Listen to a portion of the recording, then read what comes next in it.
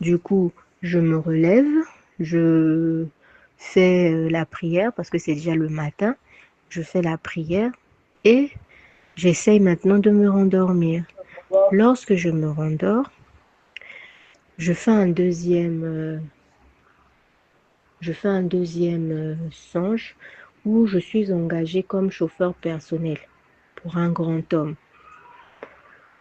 Le monsieur, mais au début, il y a quelque chose qui me perturbe, c'est que c'est comme si la voiture a deux volants. Le monsieur, lui, reste assis derrière et il y a un autre monsieur derrière également qui a un volant. Et moi, qui suis dans la voiture au poste conducteur, je ne conduis pas encore. Et le patron me fait comprendre que ce n'est pas encore le moment pour toi de prendre le volant. L'autre va t'apprendre comment se conduit ce genre de voiture. J'ai dit d'accord. Et le deuxième chauffeur essaye de sympathiser avec moi, de rigoler avec moi, mais je suis pas trop dans ce mood-là. Et après un moment donné, il me à un moment donné, j'ai pas compris. C'est moi maintenant qui ai le contrôle du véhicule. On descend et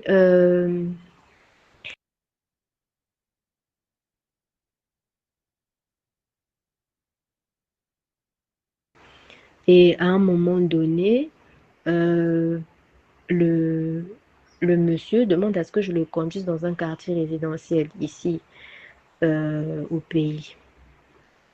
Et c'est en fin de journée. Lorsque nous arrivons, il y a d'abord une personne qui gare une voiture devant nous, à l'endroit même où nous devons nous garer. Et je suis surprise par sa démarche, du coup, je freine brusquement la voiture. Je freine brusquement la voiture, le monsieur descend et il ne fait pas cas de moi. Le monsieur pour qui disons mon employeur descend également et les deux se connaissent. Et le monsieur lui dit, bah, il faut virer cette fille. Elle ne se... En fait, il raconte une histoire à dormir debout sur moi. Sur le coup, j'ai pas compris pourquoi ce monsieur-là me parle comme ça, alors qu'on ne se connaissait pas. Il me dit, il dit au monsieur, à mon employeur, faut la virer, c'est pas normal. En fait, il raconte une histoire qui n'a pas de sens. Et quand il est en train de raconter cette histoire-là, moi, je regarde mon patron me regarde genre pour me dire de me calmer. Et après, moi, je me dis, mais au fond de moi, je dis, mais pourquoi il raconte une histoire quelque chose qui s'est pas passé? Et quand il finit d'expliquer, mon employeur qui me dit, Sandrine, qu'est-ce que tu as à répondre à ça? Je dis, bah, déjà, je comprends pas pourquoi raconter une telle histoire. Moi, ça me ressemble pas, j'ai jamais agi comme ça. Et après, il me dit, bon, je te donne une deuxième chance. Je te donne une chance de te rattraper et tout. Je dis, bah, d'accord, merci. Et après, à un moment, il disparaît parce que c'est un quartier. euh, Avoir le quartier à première vue, c'est un quartier résidentiel. Mais là où je viens déposer mon employeur, c'est comme des bas-fonds, des quartiers un peu bizarres. Et je le dépose. Il ne me dit pas non plus à quelle heure revenir le chercher, mais je sais qu'il est dans tel endroit. Et après, je ne comprends pas, je me retrouve à vendre de l'eau parce que apparemment les voitures, comme celle que je conduisais, avaient un petit congélateur, un petit frigo, un petit congélateur. Et moi, je mettais les bouteilles d'eau, je vendais. Je vendais les bouteilles d'eau pendant que j'attendais que mon chef finisse. Et après, à un moment donné, il y a une personne qui est venue acheter de l'eau qui avait besoin de la monnaie. Euh, J'avais pas de monnaie. Donc, je suis allée regarder dans la caisse, là où je gardais l'argent dans la voiture. Il n'y avait pas assez de pièces. Je lui ai dit, bon, je vais refaire un tour pour aller vous chercher la monnaie. Et après, je n'ai pas compris, pendant que je vais chercher la monnaie, je me retrouve maintenant dans ce quartier-là à rechercher le patron, mon chef. Je rentre. C'est comme s'il fallait que j'aille maintenant prendre les clés. Oui, parce qu'il était sorti avec les clés, il était parti avec les clés de la voiture. Je me rends compte maintenant que je suis en train de chercher des clés. J'arrive dans un endroit, genre un restaurant, les restaurants de la rue, ce que nous on appelle ici au pays les Maléwa. Je rentre, il y a une dame qui me fait, viens, c'est par ici, tu cherches la voiture, non? Je dis oui, je comprends pas. Alors que là où je l'avais garée, elle n'est plus là. Elle me dit, tu cherches la voiture et les clés? Je dis oui. Elle me dit, viens, ton chef m'avait dit que tu allais passer, donc voici les clés, la voiture est par là. Je rentre dans une maison, je ressors par le derrière d'une maison et je vois la voiture dans un angle. Et je vais maintenant pour chercher la monnaie. Et après, à un moment donné, je vois un... Je vois en fait le chef qui sort. Et c'est comme si j'étais en retard alors que j'étais pas attendue. Il m'avait pas demandé de venir lui chercher à une heure précise. Il m'avait juste dit de l'attendre. Et il me regarde. Il est avec d'autres de ses amis. Et ces amis-là ne sont pas d'accord. Il y en a qui montent dans leur voiture. Nous, on monte dans la voiture. Mon patron, à moi, ne me dit rien. Il me demande de le conduire à un endroit. Et quand j'arrive, je le dépose. Il me dit de l'attendre. Lui, il rentre. Et quand il rentre, c'est plein d'Indiens, de Pakistanais et tout. Et euh, il y a un avec qui le chef avec qui le chef devait conclure. L'Indien l'a dit au chef, c'est pas normal, faut la virer. C'est pas normal, c'est pas parce que c'est une femme, il faut la virer, elle n'est pas sérieuse. Il commence à parler, parler, parler.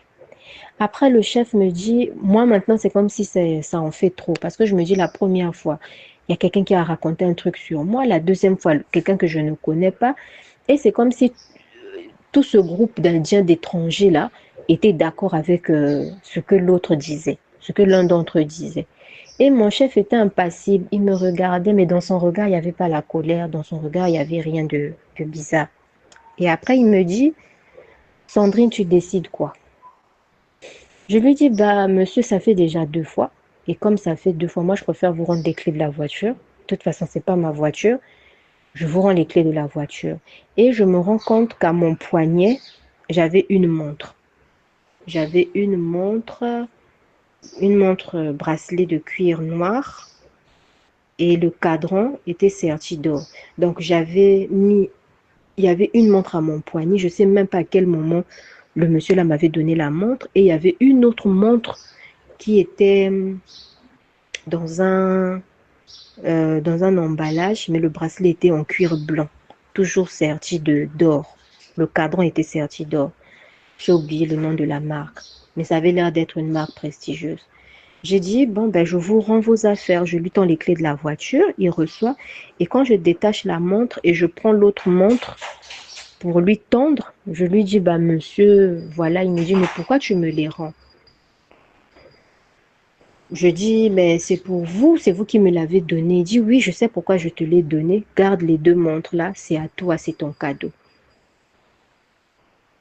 C'est ton cadeau, garde-les, je te les donne. Je dis, je suis étonnée. Je dis, d'accord, merci. Et puis après, je me retourne pour partir sans plus.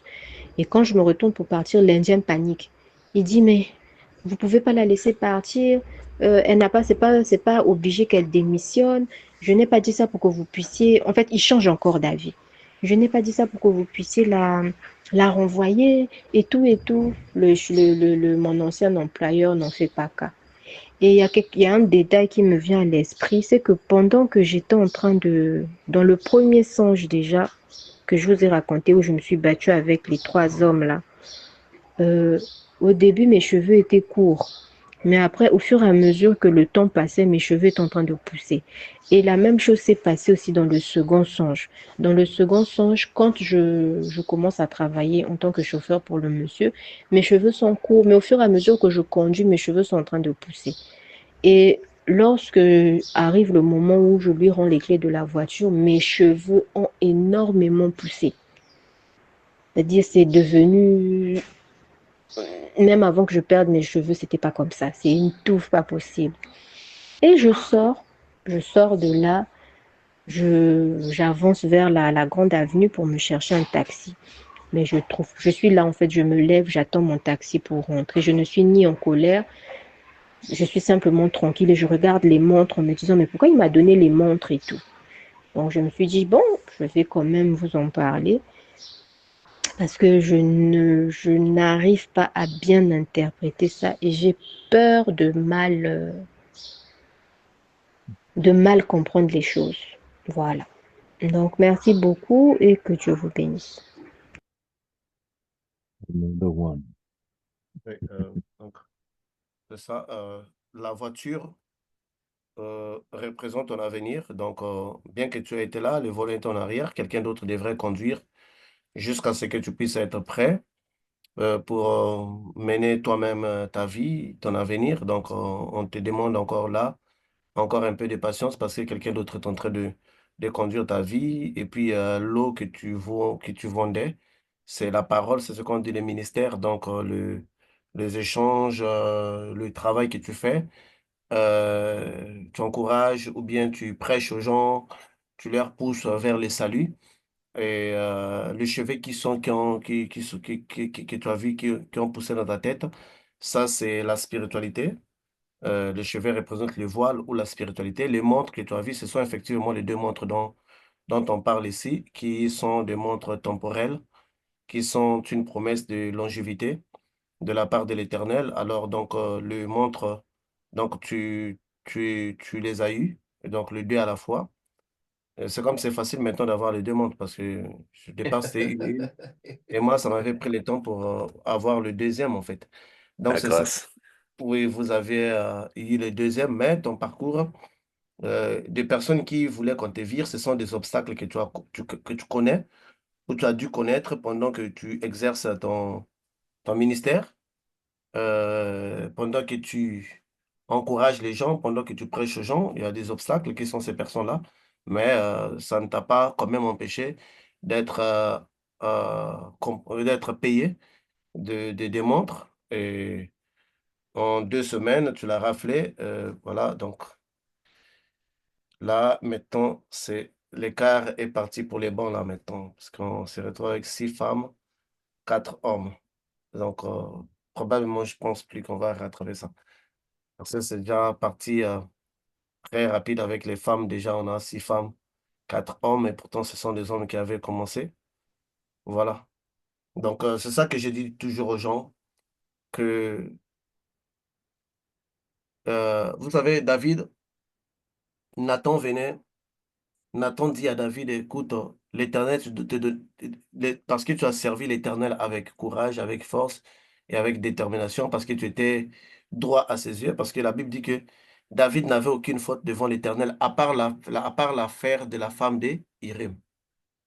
Mm. À part l'affaire de la femme d'Iri, c'est l'unique faute que Dieu avait trouvée en David. Et Dieu lui dira que je te donnerai, je, je garderai ton trône pour toujours à ta descendance. La Bible dit que David fut très content de recevoir cette prophétie-là et il remercia Dieu pour cela. Donc, les promesses de l'Éternel sont la chose que nous devrions chercher, les recevoir personnellement. Parce Mm. qu'aujourd'hui, moi, je vois des gens qui disent que ah non, j'ai les promesses de Dieu et l'enfant de la promesse ne meurt pas. Si tu le fais asseoir, tu lui dis, cite-moi 3 promesses que Dieu t'a données, toi. C'est pas le fait de lire la Bible. Oh non, Matthieu a dit non. Ça, ce sont des promesses globales. Promesses individuelles. Si on te demande quelles sont les promesses que Dieu t'a données à toi-même, c'est vrai, tu peux dire un tel prophète m'avait dit ça, mais est-ce que ce prophète-là est vrai? S'il est vrai, oui, c'est valable. Mais si ce prophète-là l'avait fait par sentiment, parce qu'il avait vu la mine de ton visage, parce qu'il avait, oui, il y a des gens comme ça, il a senti une chose, il a dit, mais est-ce que c'est ça les fonds? La différence de la promesse temporelle, donc du temps, la longévité du temps de vie sur terre, elle est délivrée par lui-même, l'Éternel. Donc c'est une promesse sûre et certaine. Et c'est ça que nous devrons chercher dans notre vie spirituelle. L'entendre de tes oreilles, le voir de tes yeux, que Dieu m'a dit ça, il m'a donné ça. C'est à ces promesses-là qu'on s'accroche, peu importe la force de la maladie. Tu vas le rappeler, Seigneur, j'ai une promesse de vie. Seigneur, j'ai une promesse de rester longtemps. Dans la Bible, on voit des gens qui avaient reçu ces promesses-là. La personne qui attendait la naissance de Moïse, qui ne devait pas mourir avant que Moïse puisse naître. Même Jésus aussi, à son arrivée, avait un vieillard au temple qui ne pouvait pas mourir sans que ses yeux voient Jésus. C'est ça que les chrétiens doivent chercher. C'est ça qu'on appelle l'intimité. D'où je dis toujours aux gens, d'être concentré plus sur des choses spirituelles qu'ailleurs, qu'autre chose. Parce que seules les promesses provenant de l'Éternel sont réelles totalement et il ne se répond pas de ça en fait. Il ne se répond pas de ça. Il ne se répond pas de ça. Donc, comme il avait dit à Salomon, tu auras la paix dans ton trône durant ton règne. Nous savons tous que Salomon était parti dans la magie. Il avait une femme. Mais il est resté en paix. Dans son personne l'attaquait. Donc, tous les ennemis d'Israël dormaient tranquilles. Ils n'ont même pas eu la seule pensée. Quel est le Dieu qui peut contrôler l'être humain plus que l'Éternel? Donc, les ennemis d'Israël, tous les règnes de Salomon, pendant les 70 ans, là où je ne sais pas combien là, ils n'ont pas même pas eu la pensée de les attaquer. Parce que Dieu lui avait dit que c'est dans la paix que tu seras et c'est dans la paix que tu construiras mon temple. Et le même Dieu-là vient envers des femmes et des hommes pour leur dire que je garantirai ta vie sur terre pendant plusieurs années. N'est-ce pas ça qu'on devrait chercher? N'est-ce pas ça qu'on devrait chercher? Nous devrons chercher ces choses-là. La sœur Sandrine ne l'a pas eu le premier jour. Elle a entendu des gens témoigner. Est-ce qu'elle savait que moi aussi, mon tour arrive? Non. Elle avait continué. Voilà. Je dis toujours aux gens que la façon dont on est concentré pour l'œuvre de Dieu, ça finit toujours par nous payer. Donc, une fois de plus, bon, qu'est-ce qu'on va dire ici là déjà, c'est l'écart déjà de deux. Deux déjà, je ne sais pas comment on va rattraper ça. Je ne sais pas. Mais félicitations. Bon, c'est- j'observe, je pense que le ciel aussi agit avec les lois de la femme, privilégier la femme comme l'Europe, l'Amérique. Parce que pratiquement, je vois que les femmes sont privilégiées. On ne sait pas pourquoi. Qu'est-ce qu'ils mangent? On ne sait pas, mais je pense que cette loi-là de privilégier la femme vient du ciel. Parce que, pour quelle raison, en fait? Comment? Voilà. Donc, félicitations euh, à toi et que Dieu t'accorde, que Dieu veille sur sa promesse, malgré les combats, malgré les attaques, malgré la méchanceté des sorciers, malgré la méchanceté, toi qui avais été destiné pour ne pas vivre, et l'Éternel fait que tu vives plus longtemps que ceux-là qui voulaient que tu ne vives pas. Et c'est ça qu'on appelle un Dieu qui change. Une personne qui était née pour ne pas vivre doit maintenant vivre plus longtemps que ceux-là qui voulaient qu'ils ne vivent pas. Que Dieu te bénisse, seul l'Éternel peut le faire. Et ça ne s'achète pas. Ce n'est pas à prix d'argent. Ça ne s'achète pas. Ce n'est pas à prix d'argent. Voilà. Que Dieu te bénisse. Vis longtemps et vois des générations à venir. Amen. Amen. Rendre grâce à Dieu pour la vie de la sœur. Bonjour frère Patrick, bonjour professeur, j'espère que vous portez bien par la grâce de Dieu. Alors aujourd'hui j'ai eu deux expériences. La première c'était entre 4 heures et 6 heures et quelques. Alors à l'intérieur j'étais dans une ville, ou je sais pas si faut dire dans un monde, je sais pas. Et dans cette ville-là, je faisais vite. Je devais faire vite pour arriver quelque part, je crois, pour travailler. Et je prenais le métro. Du coup, tout allait vite dans le songe. C'est l'impression, le souvenir que j'ai également. Donc, je prenais une correspondance, je descendais à une certaine gare. Je devais encore prendre une autre correspondance, descendre. Donc, tout allait très vite dans le songe. Et à un moment, arrive la fin de la journée. Parce que les transports, je les cherchais pour me rendre au travail. Et à un moment de la journée, j'avais fini, il fallait que j'aille chercher la petite à la sortie des cours. Et je me retrouve avec, je pense, des collègues ou des amis, deux, une à ma gauche, une à ma droite. Donc moi, j'étais au milieu et nous étions en train de marcher. Et après, pendant que nous marchions, sur ma gauche, donc du côté de la chaussée, je vois un pick-up, un pick-up bleu, genre les General Motors. Je vois un pick-up bleu Et il y avait deux messieurs à l'intérieur, deux messieurs. Et je ne sais pas comment, il y a un petit chien qui se retrouve là, un caniche. Et moi, quand je veux passer, le caniche veut s'en prendre à moi et il me mord l'index de la main gauche. Il me mord l'index de la main gauche. Moi, maintenant, j'essaye de me détacher. À vrai dire, dans le sens, je ne sens pas la douleur. Je me pose même la question, mais ce caniche-là, il s'acharne sur moi. Pourquoi je sens rien? Et j'essaye de le secouer et tout. Et après, je me rends compte qu'il y a un monsieur parmi les trois qui descend de la voiture pour aller prendre son fils dans les bras. Il court vers son fils pour aller prendre son fils dans les bras. Et les deux autres qui sont restés dans la voiture sont en train de se moquer de moi parce que le chien m'attaque. Et quand je les regarde, ce sont des maghrébins. Il y a un qui est presque chauve et les deux autres, il y a un qui est plus jeune et le plus âgé, c'est celui qui sort. En tout cas, c'est des hommes d'âge assez mature. Le plus jeune, il peut être dans la vingtaine à tout casser. Le plus grand, le plus âgé, il est sorti aller prendre son fils. Et après, je leur parle à eux, mais vous rigolez, pourquoi? Est-ce que je peux savoir qui est le propriétaire de ce chien? Il me montre du doigt le monsieur. Et quand il me montre du doigt le monsieur qui était allé vers l'enfant pour le prendre dans les bras, je vais vers lui et je dis, mais monsieur, votre chien, essayez de le récupérer et tout. Il s'occupe pas de moi la première fois, la deuxième fois. Et bizarrement, après, je le vois qui remonte en voiture, parce que c'était une double cabine. Il remonte en voiture, côté conducteur, avec l'enfant, et immédiatement le chien le suit. Moi, je dis, bah non, ça peut pas se passer comme ça. Comment vous pouvez, je vous ai dit que votre chien est en train de me mordre et tout. Et les trois se moquent de moi, me disant, mais est-ce qu'on t'a blessé? Est-ce que quelque chose de grave s'est passé? J'ai dit, mais c'est pas normal. Hein? Et si quelque chose de grave était arrivé, vous ne pouvez pas faire ça. Je ne sais pas pourquoi, mais ça, leur attitude m'énerve.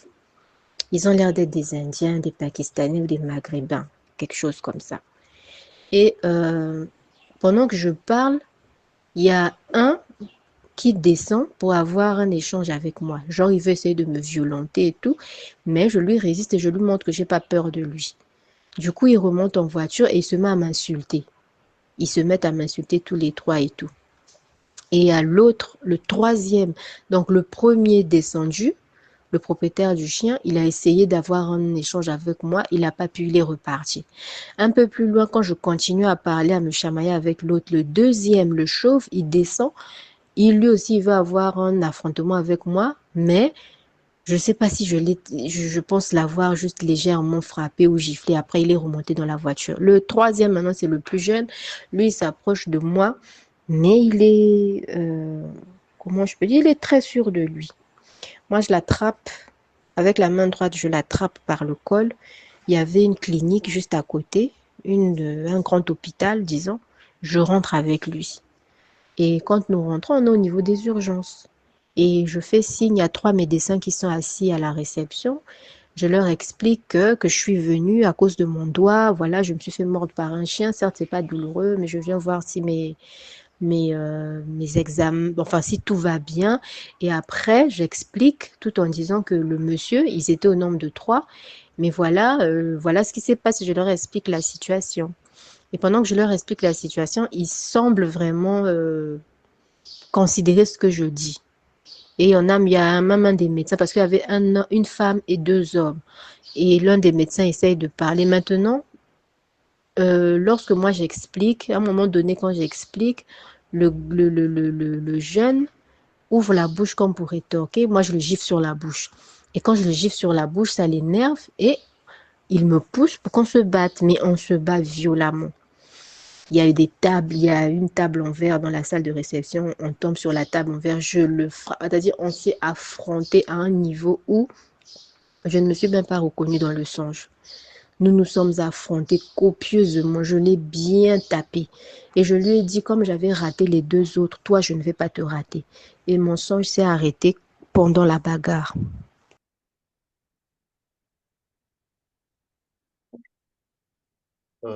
Ici, déjà, ça c'est... Allô? Oui, professeur. Oui, oui, donc ça c'est une attaque caniche, c'est un chien. Je vous avais toujours dit que l'attaque de caniche, des chiens, ouais, ce sont des attaques plus précisément de la sorcellerie ou de la magie. Mais que vous avez vu, ces chiens appartenaient des gens que vous avez vus là. Donc, ça peut être un fétiche provenant d'eux, de leur côté, et qui avait pour rôle de pouvoir t'attaquer. Donc, l'attaque a bien eu lieu, mais ça n'a pas eu d'effet. Et ce qui est plus mieux encore, c'est la victoire que tu as eue sur eux. Tu les as bastonnés. Donc, tu les as bastonnés, tu as eu le dessus sur eux. Donc, ce qui voudrait dire que leur attaque, malgré l'ampleur, n'a pas abouti. Donc, c'est ça que je dirais. En fait, on fait encore la force spirituelle compte aussi. Donc, c'est juste bien ma- euh, encourageant de voir ce que tu peux faire aujourd'hui. Le dessus, si on prend ton premier témoignage et ton témoignage d'aujourd'hui, il y a une grande différence. Il y a une grande différence parce que déjà, euh, tu n'avais pas la force que tu as aujourd'hui. Aujourd'hui, tu peux te défendre. Donc, voilà. Donc ils t'ont attaqué, ils ont essayé de mordre. Mordre, c'est l'attaque. Donc, la Bible dit toute arme forgée contre vous sera annulée sans effet. Donc, il y a des attaques Amen. qui ont te l'affligé et puis tu te réveilles demain. Même les sorciers peuvent te poser la question, pourquoi tu t'es réveillé? C'est comme le frère, il avait témoigné sinon. On lui pose la question, pourquoi Oui, tu t'es réveillé? oui. Non, t'as attaqué, toi, tu ne devrais pas te réveiller. Parce que pour eux, bon, tout est fait. Cette attaque-là, bon, ça y est, ça, c'est entre toi. Mais ça marche pas. Et lui-même, il est étonné de te voir. Comment est-ce que tu peux encore marcher? Parce que nous, on a déjà mangé tes jambes. Mais comment est-ce que tu peux encore marcher? Moi, j'avais vu un père qui avait témoigné. Sa fille dit que dans la sorcellerie, on a mangé mon père, ça fait déjà des ans. Mais il meurt pas. On a déjà mangé, tout est fini, il meurt pas. Et les sorciers eux-mêmes sont dans la confusion. Ils se posent la question, est-ce que ce qu'on avait mangé là, c'est vraiment lui? Ou bien on nous avait battu, on a mangé un oiseau à sa place. Ils ne comprenaient plus rien. Mais lui, il était toujours vivant. Donc, il a des attaques comme ça. Toute arme forgée contre vous sera nulle et sans effet. C'est ça. L'attaque a bien eu lieu, mais l'attaque ne vous a fait aucun effet. Vous n'avez senti aucune douleur. Normalement, ces morsures-là, c'est pour emmener la maladie. Parce qu'un sorcier ne peut pas te rendre malade physiquement s'il ne t'attaque pas spirituellement. Donc, ce sont ce genre de rêves-là où un serpent est mort, un chien t'est mort, quelque chose te pique, on te tire dessus, la balle te pénètre. C'est pour mettre une chose en vous. Et ce sont ces choses-là qui vont se manifester à la longue. Les gens se disent, mais à quel moment les sorciers m'ont rendu malade? Mais il y a un rêve que tu avais fait où on t'avait mordi. Il y avait un rêve que tu avais fait où il s'est passé ça. C'est en ce moment-là que la chose était entre toi. Mais pour toi, tu n'as pas senti la douleur. Ça veut dire que cette attaque n'a pas fait d'effet sur toi. Donc, une fois de plus, félicitations et victoire par le nom de notre Seigneur Jésus-Christ Nazareth, une fois de plus. Amen. Gloire à l'Éternel. Professeur, ça signifie quoi être mordu et ne rien sentir? C'est ça? C'est le fait que ça n'a pas d'effet? Oui, mais c'est l'attaque qui n'a pas abouti. L'arme a été Ok, affaiblie ok, parce que ok. quand vraiment l'attaque aboutit, c'est là où on sent vraiment la douleur. Comme si c'était dans la réalité, en fait. La douleur, vous les Mhm, sentez parce que quand ces serpents-là vous mordent, vous sentez vraiment là, vous sentez vraiment les dents qui vous entrent. mhm. Mais ça a été anéanti. L'arme qu'ils ont utilisée, ça a été anéanti. Ça a été anéanti. Et nous voyons que ces personnes-là, ces Maghrébins-là, sont dans presque toutes ces visions qu'ils accusent. Non, Ils et accusent. asiatique. Oui, les Asiatiques l'accusent. Donc, nous, on voit que c'est un fétiche étranger. Un fétiche provenant des autres loges renforcées, mais qui en fait des comptes ne peut rien faire. Et au-dessus de ça encore, tu as une promesse de vie. Mettons, Mhm. qu'est-ce qu'il peut faire? Ils peuvent Amen, pas. amen, amen. Gloire à Dieu. Mhm. Expérience suivante. Professeur, bonjour. J'espère que vous vous portez bien. Je viens vers vous avec deux expériences. Dans la toute première, je me rendais quelque part, je ne sais plus où, et par la suite, j'ai dû me diriger vers une administration.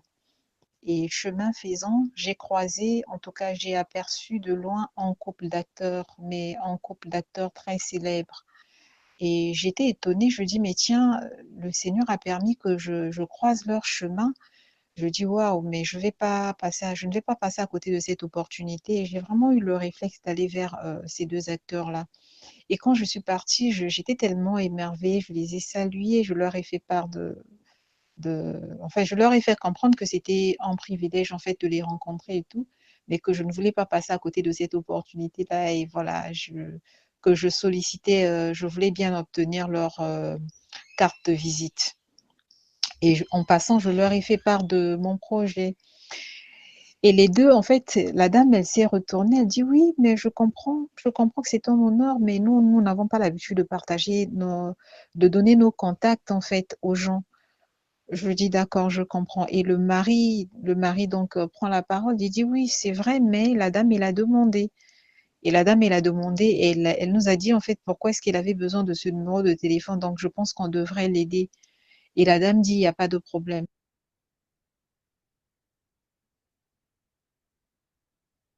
La dame va donc sortir sa carte de visite et elle va me la donner. Elle me dit, ne t'en fais pas, écris-moi sur WhatsApp et voilà, on verra ce qu'on pourra faire.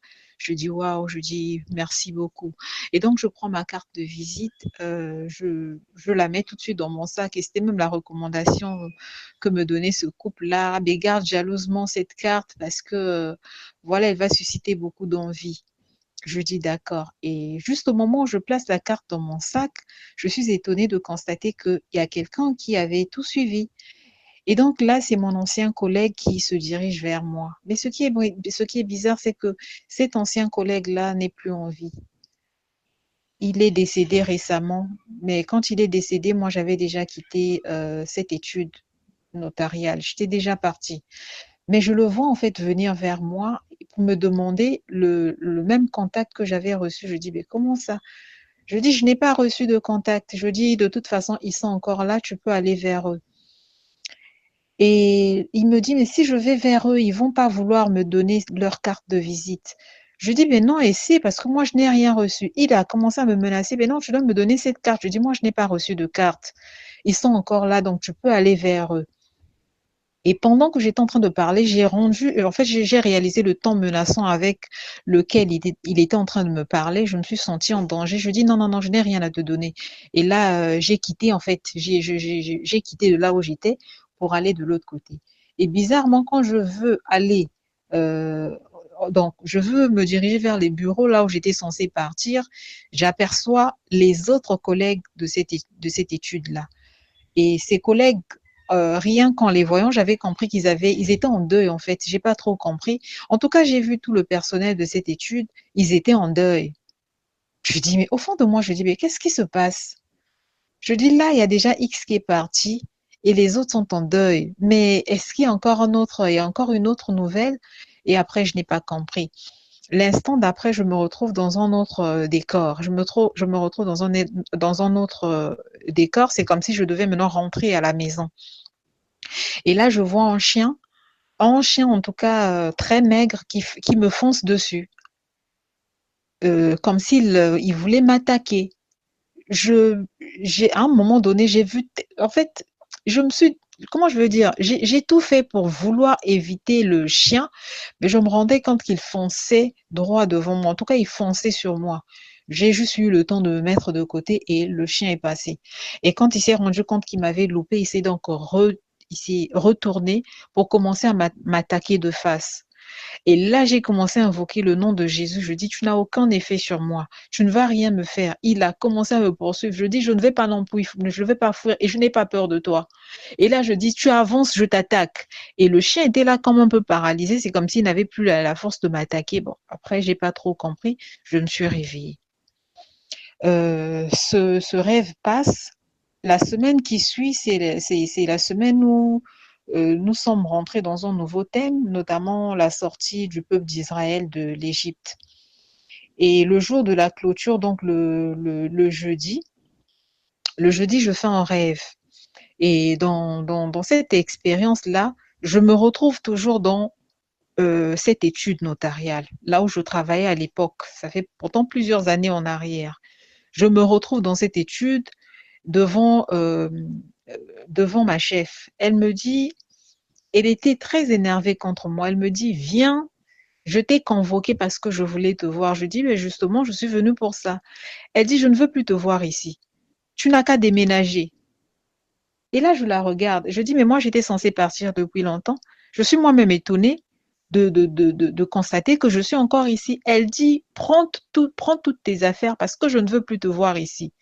Je dis, ben, en tout cas, c'est un bon débarras pour moi. De toute façon, j'avais envie de partir et je sais même pas pourquoi est-ce que je me retrouve encore ici.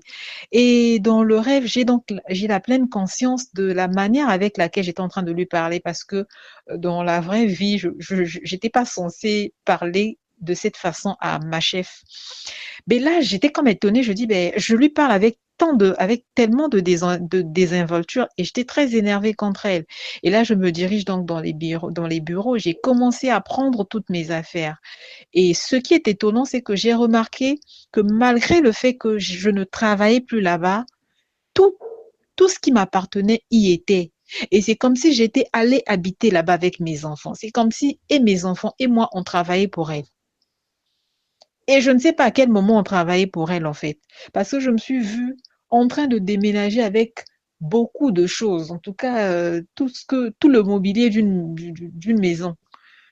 Je prenais mes affaires, j'avais beaucoup de vêtements, j'avais ci, j'avais ça. J'ai fait appel euh, à, à, à, à un service de déménagement pour qu'on m'aide justement à partir. Et les collègues étaient là, en tout cas, tous énervés. Donc, genre, je l'ai dérangé, il fallait que je libère le plancher. Je dis oui, moi aussi j'en ai plus cassé là, je m'en vais, j'ai ramassé tout ce que j'avais. Et la dame, elle était tellement impatiente de me voir partir. J'ai pris tout ce qui est à moi, j'ai mis dans le moyen avec mes enfants, ma famille, tout le monde, et nous sommes partis. Tout de suite, quand je me suis réveillée, je ne comprenais pas en fait.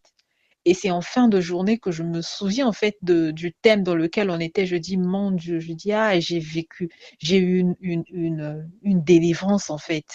Donc voilà l'expérience que je voulais vous partager, professeur, pour avoir un peu plus d'explications. Soyez bénis. Merci. Non, Matt. Radio Spiritualité chrétienne. La radio de la plus haute spiritualité du monde. La spiritualité en Jésus-Christ de Nazareth. Radio Amen. Spiritualité chrétienne. Amen, amen, amen, amen, amen, amen. C'est la délivrance. C'est ça que je vous dis que les prières de minuit sont en train de changer de vie chaque semaine. Chacun à son tour. Nous avons fait d'autres séances. Nous sommes rentrés dans l'Égypte. Voilà quelqu'un qui sort de l'Égypte. Et qu'est-ce que je vais vous signaler là-dessus? Dans beaucoup d'endroits où nous avions travaillé, la personne qui fait ce travail-là avait utilisé notre potentiel. Ce que les gens ne comprennent pas, quand un collègue du travail fait de la magie, il ne le fait pas pour des personnes extérieures. C'est ça que les gens ne comprennent pas. Un collègue de travail ne peut pas faire de la magie pour son travail et sans cibler les gens intérieurs. Puisque l'objectif premier de la magie, s'il est fait, c'est pour dominer sur tout le monde. Donc, automatiquement, vos noms, vos objets, votre stylo, quand un collègue de travail se lance dans la magie, sa première cible, ce sont ses collègues du travail. Quand un patron se lance dans la magie, sa première cible, ce sont ses travailleurs. Parce qu'il fait la magie, sa magie doit toucher. Donc, vous n'êtes pas épargné. Ici, ça nous dit déjà les deux acteurs que vous avez vus, qui vous ont passé une carte, ce sont des nouvelles opportunités qui vont se présenter à vous. Ce sont des personnes dont vous ne pensiez pas rencontrer dans votre vie. Mais vous allez les rencontrer parce que vous avez reçu la carte de visite. Donc, vous êtes autorisé à entrer dans un autre cercle. Ici, on voit aussi un chien maigre. On revoit encore un chien qui vient t'attaquer et tu l'as esquivé.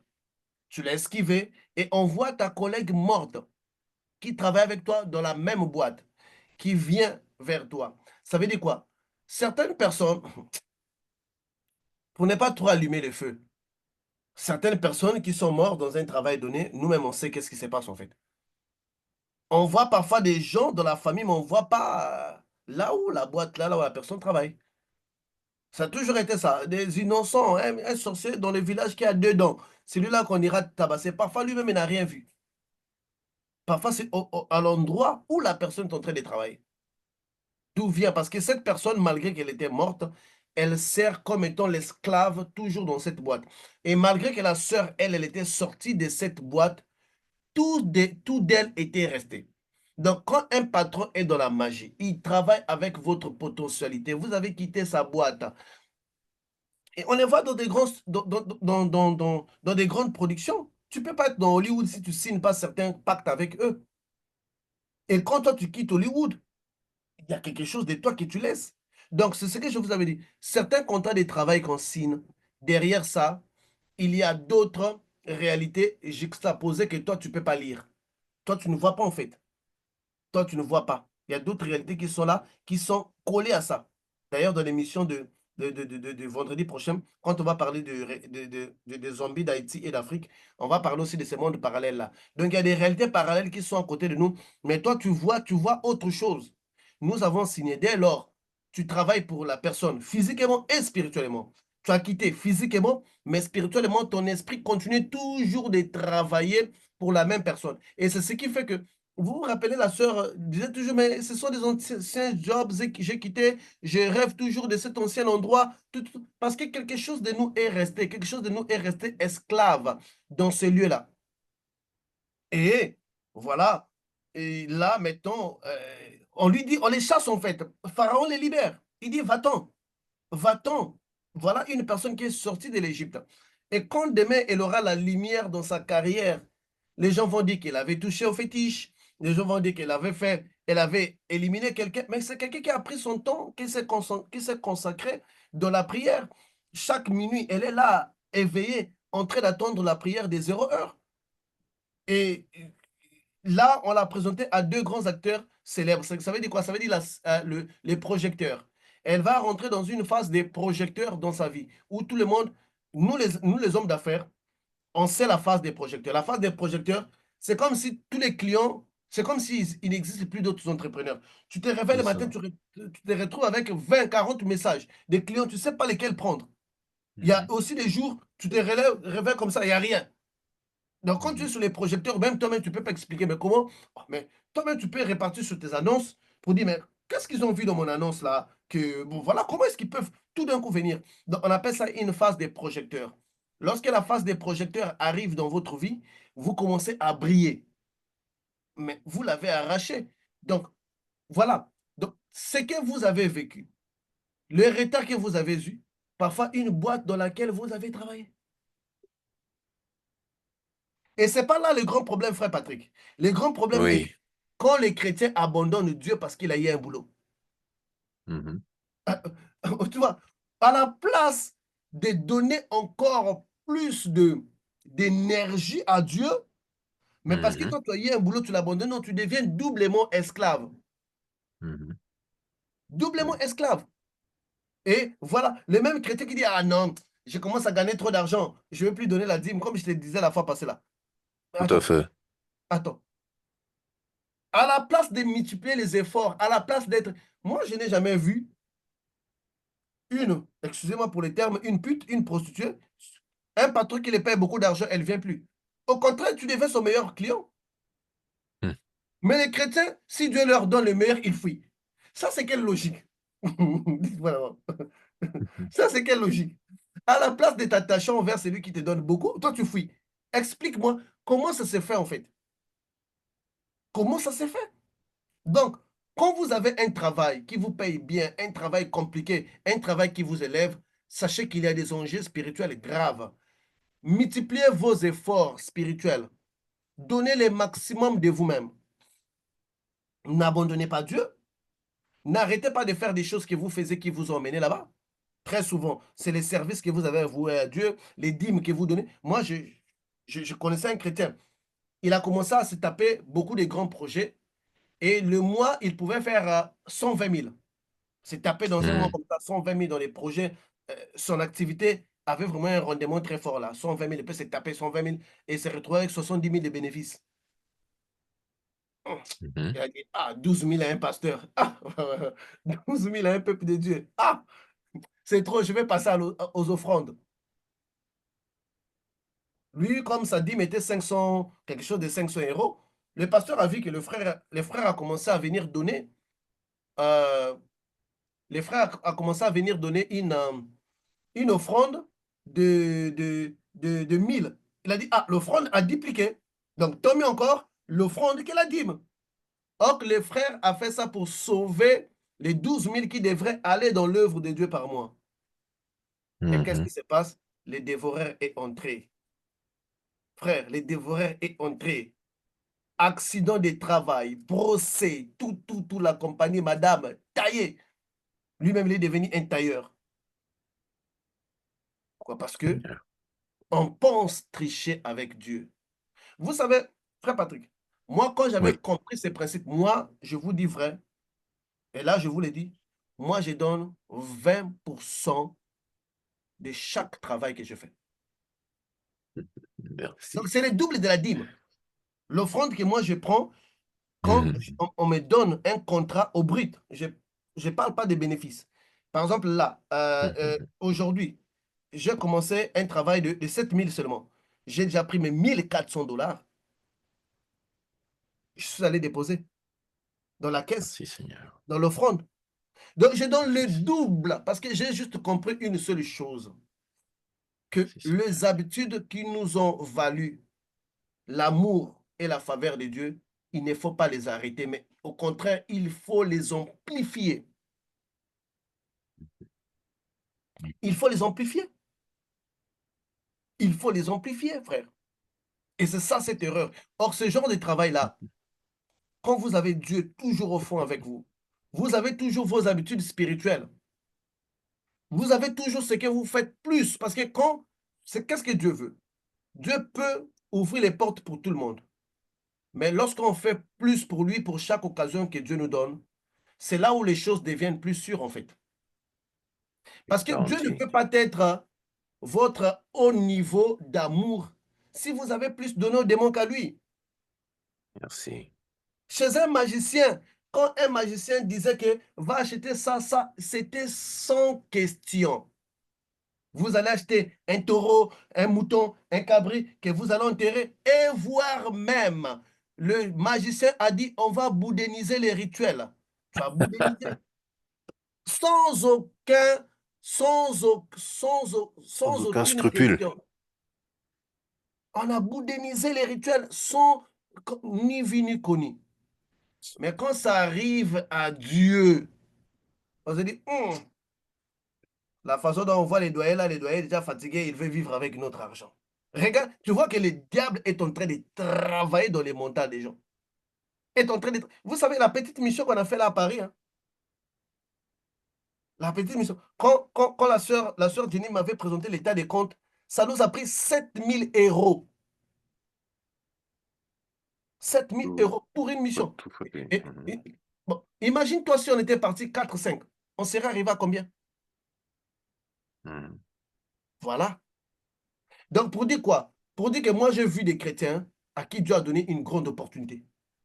Mais ils n'ont pas su les gérer. Ils ont vu que la dîme était beaucoup trop pour un serviteur de Dieu, pour un groupe, pour des jeunes. Moi, c'est ça que moi, j'avais eu la résolution. J'ai dit, Seigneur, moi, je ferai le double de ce que tout le monde fait. Vous donnez 10%, moi, je donnerai le double. Comme ça, je reste à la tête. Je reste à la tête, non juste parce que je prêche. Je reste à la tête parce que je suis d'abord les premiers donateurs. Les premiers donateurs, c'est moi-même. Voici lorsque quelqu'un vient me faire des caprices. Oh non, je ne vais plus donner ça. Moi, ça ne me dit absolument rien, en fait. Ça ne me dit rien. Parce que je fais le double de ce que tu fais. Et je réclame. Je vous l'ai dit aujourd'hui. Et je ne réclame pas. Je fais les doubles. Donc, ce n'est pas possible à une personne de me manipuler ou bien de me plier à lui parce qu'il a arrêté de donner son offrande de sa dîme. Ça veut dire absolument ni chaud ni froid. Et moi, je peux même t'aider, je peux même te dire, fais les 5 ans, ne donne plus pendant 5 ans. Je peux même t'aider encore. Parce qu'on a compris une chose. Les gens de la Bible, ce sont des gens qui ont donné leur meilleur à Dieu plutôt qu'aux autres. On ne peut pas comprendre. Je vois des présidents des républiques qui donnent des jeeps, des 4x4 à leurs magiciens. Ils n'en parlent pas. Ils construisent des temples de millions, des temples de francs-maçons que vous voyez là. La lumière du soleil ne peut pas rentrer dans un temple. Le temple de franc-maçonnerie ne peut pas prendre la lumière du soleil. C'est interdit. Donc, ils mettent des gros moyens pour juste faire la toiture. Même si quelque chose tombait, ça ne va pas se trouver. Qu'il n'y ait pas de fenêtre. Les tombes de franc-maçonnerie, la fenêtre ne s'ouvre pas. Ils ont tout blindé. Vous savez combien ça leur prend? Ça leur prend des millions. Vous ne verrez pas ces présidents-là passer à la télévision, dire qu'écoute, moi j'avais investi 500 millions dans l'église des francs-maçonnerie. Des Ali Bongo là sont déchus, non? Combien ils ont investi dans le groupe de franc-maçonnerie? Vous lui avez dit, vous lui avez vu même mentionner cela? Ses frères francs-maçons l'ont abandonné. Sarkozy est dans des procès. Là, on l'a donné 7 ans de prison. Est-ce que vous l'avez vu dire que non, le même juge franc-maçon qui m'a jugé, moi, il sait que c'est moi qui avais construit telle loge? Non! Si longtemps que les païens auront plus amour à leur Satan que les chrétiens, jamais on serait plus béni que les païens. Moi, j'ai vu Donald Trump. Donald Trump a demandé à ses partisans de cotiser pour lui. Frère, donc 3 jours, Donald Trump avait 400 millions. Exact. Exact. 4 jours. 400 millions. Et le lendemain, c'est comme pour pimenter encore la sauce. Elon Musk est venu donner 40 millions. Pour un politicien qui ne sauve ni l'âme, qui ne prie jamais pour vous, qui n'a jamais gêné pour vous, qui n'a jamais pris votre combat, à part signer ses papiers qu'il signe dans son bureau et faire son mandat et partir. L'Éternel en fait plus. Si longtemps que les païens vont démontrer plus d'amour pour leur monde et leur réalité, ils vont toujours gouverner les chrétiens. Les chrétiens seront leurs travailleurs, seront leurs esclaves. Les chrétiens seront des gens que eux ils vont, parce que c'est un choix que nous avions fait nous-mêmes. Nous avions fait nous-mêmes. Un chrétien est bon quand il est par terre. Quand il monte, il change. Il pense qu'il commence à voler Dieu. Je te dis que quand les dévoreurs entrent, la Bible dit, celui qui est fidèle dans les petites choses le sera dans des... Bonne chose. Voilà. Dieu teste notre fidélité comme ça. Il teste notre fidélité comme ça. Voilà.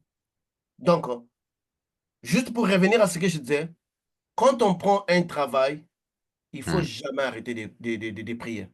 Au contraire, c'est là où tu as plus besoin de Dieu parce que tu ne connais pas les réalités, tu ne connais pas comment cette personne a ouvert sa boîte. Tu ne connais pas ce qu'il a fait. Quels sont ses contrats? Donc, tu vas dans un terrain neutre qui ne t'appartient pas. Cette personne peut te pétiner physiquement. Il faut éviter que cette personne te pétine spirituellement. Donc, en prenant des dispositions, le jour où elle avait quitté cette boîte, elle serait quittée avec toutes ces choses. Avec toutes ces choses. Mais la sœur a quitté. Ses rêves étaient toujours dans cette boîte. Et ses rêves, et nous, on lui disait, si pendant des expériences, non, c'est pas normal que tes rêves se déroulent là-bas.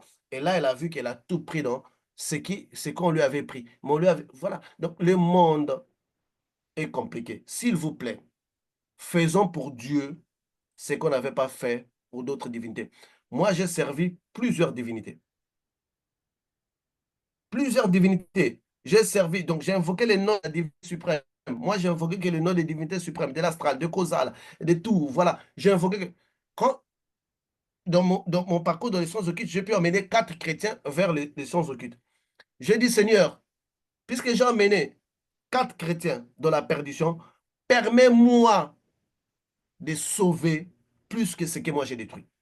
Et je pense que cette prière m'a valu les genres de ministères que j'ai aujourd'hui. Amen.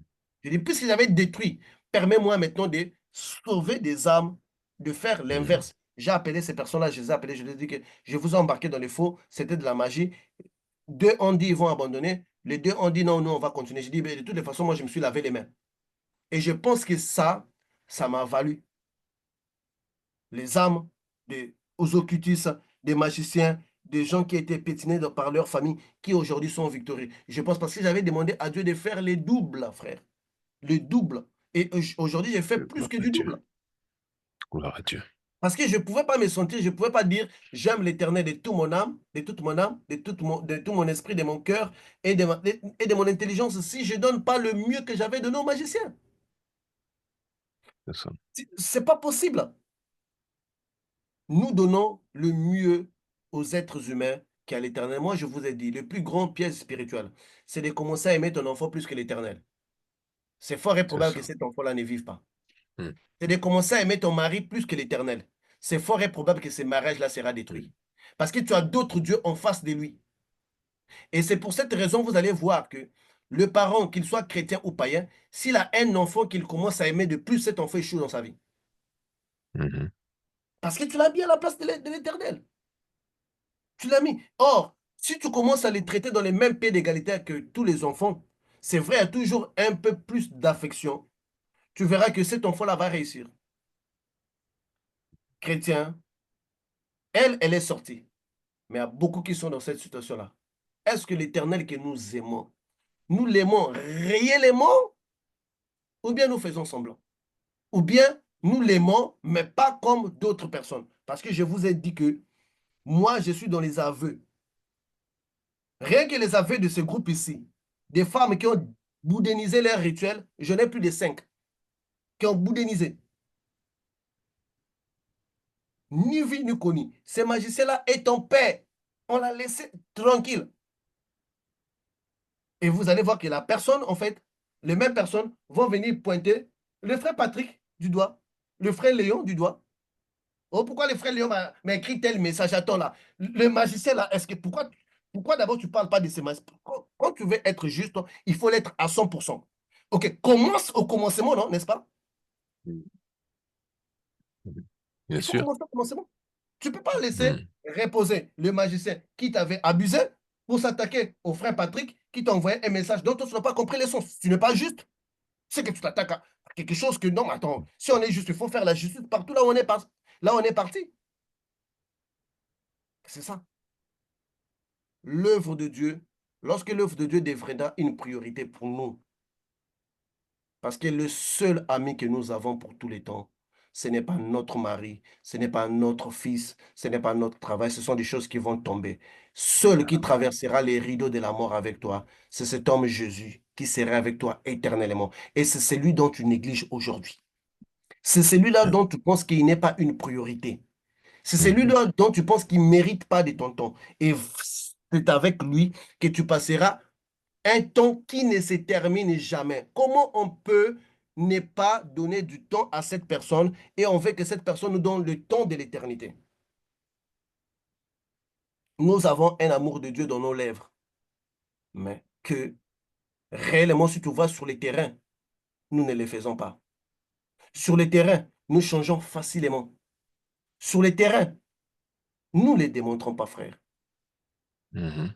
Et comme moi, je l'ai compris en retard. Frère, moi, au départ, tu me contactes aujourd'hui. Demain, je commence à prier pour toi. Mhm. Frère, Mhm. je me suis retrouvé avec plus de 1000 démons. Quel bénéfice démoniaque.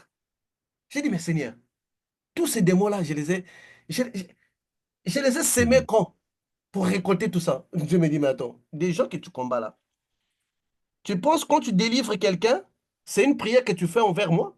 Ou bien tu vas les arracher entre les mains de ces trucs-là? Alors ils doivent venir contre toi. C'est comme quelqu'un qui est pris en otage par des terroristes. Il faut éliminer les terroristes pour les reprendre.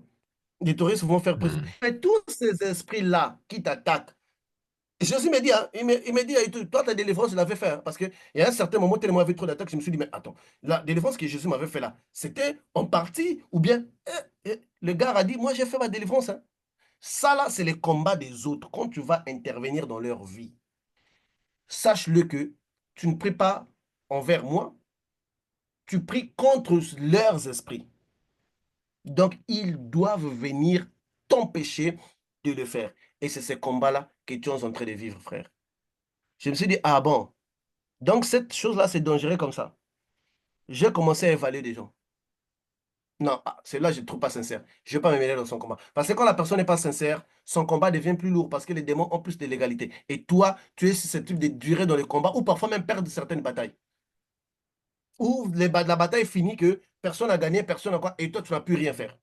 J'ai dit non, non, non, je vais maintenant marteler sur la sincérité. J'ai commencé à marteler sur la sincérité. Et tout, tout, tout. Donc, au fil du temps, j'ai évolué. Voilà pourquoi quand quelqu'un se réveille, me dit que, frère Patricio, je ne vais plus faire partie de ton groupe. Moi, ça m'arrange. Moi, des démons dans ma vie. Parce que ces démons-là attaquent même mon fils. Mais franchement, frère, moi, je te jure devant l'Éternel, moi, ça m'arrange. Moins des démons. Ah. Sans logique. Il mène des moments, je mène des combats que parfois tu connais. Moi, j'ai perdu des voitures avant d'aller en France, non? Est-ce que je méritais les perdre? La personne pour laquelle j'ai perdu les voitures, est-ce que quand je suis arrivé en France, il a annulé la délivrance, il a disparu? Donc, quand quelqu'un qui m'a apporté des démons pour me combattre dit qu'il veut quitter, il prend ses démons, il va aller réparer avec ses démons, ce n'est plus mon problème. Moi, ça m'arrange, c'est un poids de moins. Au moins, si je combattais 5 heures la nuit, je vais combattre 3 heures, je vais dormir encore 2 heures du temps. Mhm. Donc, moi, ce genre de menaces-là, c'est comme un employeur qui pleure parce que son employé a quitté le boulot. Mais attends, entre l'employé qui perd son boulot et l'employé qui doit pleurer, c'est l'employé qui doit pleurer. Donc moi, ça ne peut pas m'affecter. Je me dis justement que je sais que je ne vais pas combattre un nombre de démons comme ça, parce que je suis déjà dans ce combat-là. Donc pour dire que les chrétiens, on doit faire très, très attention avec nous-mêmes et montrer plus d'amour pour l'œuvre de Dieu. Tu sais, Paul dit quoi? Paul dit, partagez vos biens avec celui qui te prêche la parole. N'est-ce pas? Mhm. Partage tes biens avec celui. Ça veut dire que si tu as 1 million de dollars, tu dois lui donner 500 000, toi tu restes avec 500 000.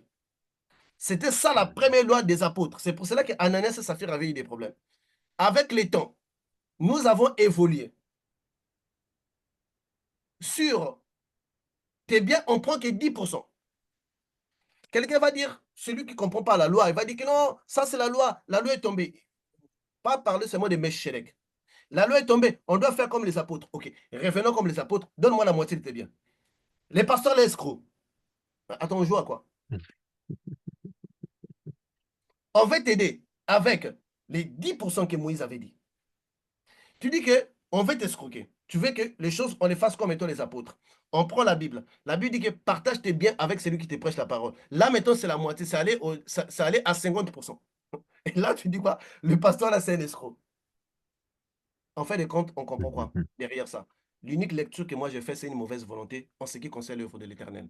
Parce que j'ai vu des gens qui ont mis leurs femmes dans un avion première classe pour aller les rejoindre. Je vis des gens qui ont donné des Lamborghini à leurs petits amis, qui vont leur donner un plaisir de quelques jours, mais qui ne peuvent même pas donner 10 dollars dans l'œuvre de Dieu.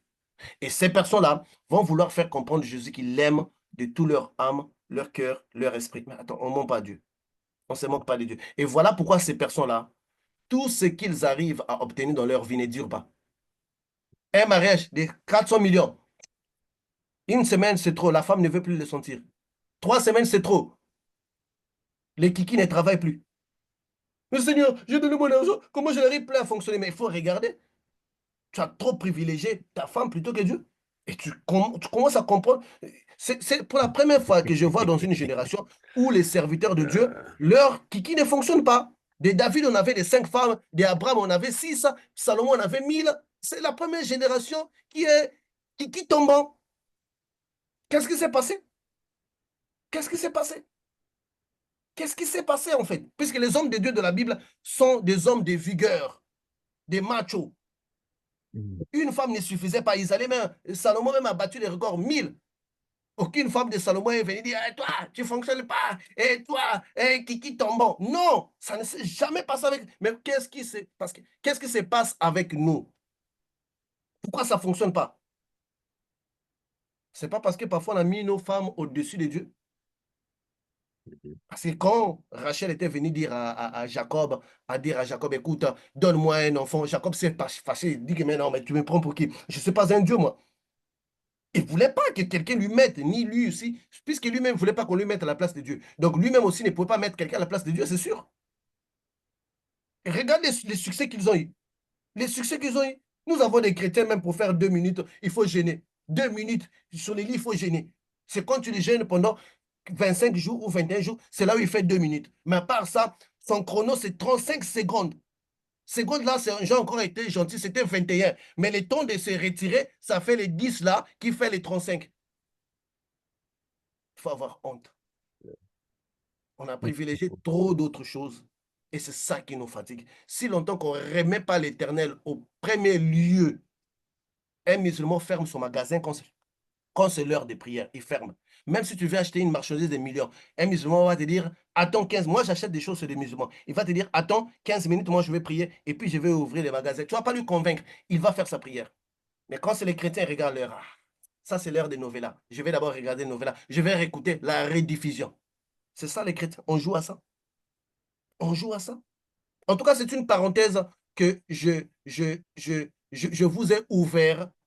Donc, euh, donc que je vous ai ouvert, que Dieu fasse tout vraiment pour que vous compreniez que les apôtres d'aujourd'hui sont encore plus cléments. Parce que dans notre loi apostolique, c'est la moitié. Tout ce qui vous appartient, sauf les boudins, bien sûr, sauf votre femme, ça, on ne partage pas. Mais tout ce qui vous appartient, les apôtres devaient avoir leur loi. Mais cette loi a été modérée.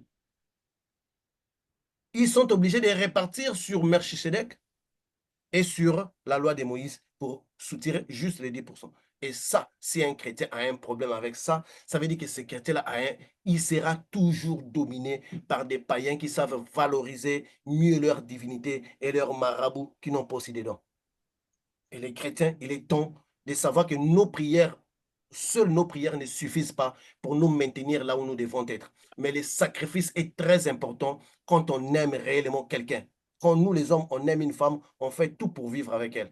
Quand on aime aussi notre Dieu, on doit aussi tout faire pour être avec lui. Et ça, nous ne sommes pas capables de le faire, mais on est là à la première ligne, à la première loge, de dire que mes affaires ne marchent pas, mes affaires ne trouvent pas ça. Attends, quand tes affaires là marchent, c'est ta femme qui te donne 5 000 $. C'est elle qui elle est la priorité. Et tu veux maintenant que les hommes de Dieu fassent quoi? Ils ne peuvent rien faire. Ils ne peuvent rien faire. Parce que c'est ton amour avec Dieu, c'est ta relation qui n'est pas bonne. Ce n'est pas la prière des hommes de Dieu qui n'est pas bonne. Dans les chrétiens, on doit savoir que nos genoux par terre ne suffisent pas pour changer tout de notre vie. Notre volonté, notre détermination, l'amour, le sacrifice qu'on fait pour Dieu est tellement très important. Et les païens ont cet amour plus que nous. Ils remplissent facilement un stade quand c'est un match. Quand c'est un match, ils remplissent facilement. Tu vas voir musulmans et chrétiens assis à côte, sans débat, sans discussion. Ils crient wow ensemble, wow, on a gagné, sans débat. Quand c'est un match, les gens peuvent se réunir. Mais quand ça devient les choses de Dieu, c'est là où les calculatrices sortent. C'est là où on fait des calculs exacts pour voir d'abord combien ça va nous rester en main. Et pourtant, nous oublions que c'est Dieu-là que nous avons pour te donner. Qu'est-ce qu'il disait? Utilisons d'abord ce que toi tu as. Quand tu dis que ça va terminer, oui, c'est là où ça va commencer. Ayons cette conscience qu'on ne se moque pas de Dieu. D'autres combats, vous n'allez pas les gagner parce que les professeurs Patricio a prié. Professeur Patricio, c'est personne dans le monde spirituel. Je suis un bébé, je suis rien. Je suis le plus petit. Donc, il y a des choses que je ne peux pas changer. Il y a des choses qui sont liées à votre propre relation. Quelle est la place de Dieu? Pas ce que vous dites dans votre bouche. Dans la réalité, quelles sont les actions que vous posez pour votre Dieu? Voilà. Que Dieu vous bénisse. Moi, je vous dis aujourd'hui, moi, Patricio, moi, je donne 20% de ce que je gagne. 20%. Donc, au brut, je prends, je donne. Là, j'ai commencé un travail de 7 000. J'ai pris 1 400. Quand je vais les terminer dans une semaine ou 10 jours, je vais prendre un autre. Donc, je ne vais pas arriver dans un mois, j'ai déjà versé 3 000 pour l'affaire des choses de Dieu. Je ne réclame pas parce que dans le monde, j'ai donné plus que ça. Ma voiture coûte plus que ça. Je ne déclare pas pour la voiture. Et pourquoi je vais déclarer pour l'œuvre de Dieu? Et ça, on ne sait pas. C'est facile hein, d'être dans sa chambre. Seigneur, fais-moi comme les professeurs Patricio. Je vais aller tabasser les démons. Seigneur, fais que je roule avec une Maserati au Canada. Tu ne sais pas ce que l'autre fait. C'est facile C'est d'envier ça, quelqu'un. Un c'est samedi, ça, un jeune comme moi, avec beaucoup de vêtements, de belles bagnoles, je suis là en train de vous prêcher la parole et puis j'ai fini, je dors. Ce sont des sacrifices, frère. c'est ça. Des sacrifices. Je pouvais Mhm. péter des champagnes à la fin. Je pouvais les faire, mais ce sont des sacrifices. On choisit une vie restreinte pour bénéficier de ce que nous avons. C'est ça. Les gens ne savent pas, ils sont là dans leur prière avec leur bouche comme des becs de corbeaux qui n'ont pas eu le fromage dans la récitation pour dire je vais être comme un tel. Il faut arrêter ça. Il faut arrêter. Passons à une autre chose. Amen. Autre expérience.